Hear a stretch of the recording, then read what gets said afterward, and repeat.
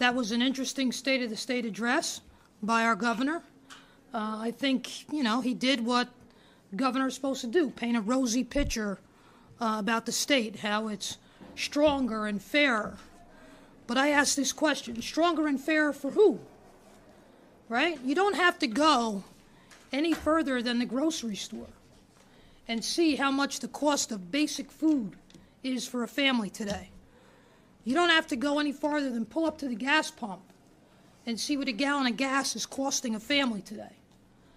You don't have to go any further than mass transit to see what the fares are going up to. Get on the toll roads. The tolls are increasing. And then maybe get your electric bill to see what the utility rates are now here in the state of New Jersey.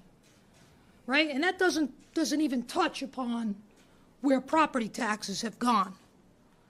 This state has become, in the last 7 years, more and more and more unaffordable.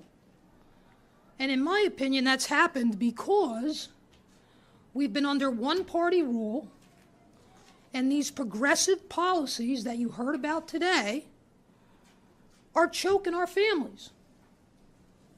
And the governor is intent on doubling down, on spending more money.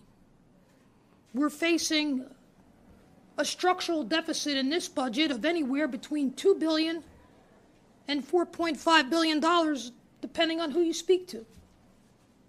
The days of spending outside of our means are coming to an end. Quite frankly, the governor was lucky because of all of the money that came from the federal government as a result of COVID. But the opportunities that came with that money, in my opinion, have been squandered.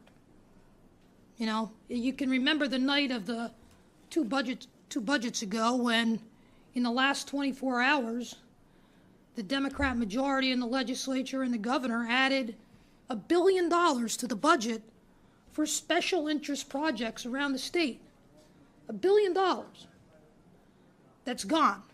That could have went to helping families and seniors. When you look at the cost of living here in New Jersey, you realize pretty quickly how bad it is getting when, and the governor, I think, mentioned this today, the homeless rate here has increased 24%. We have veterans living on the street.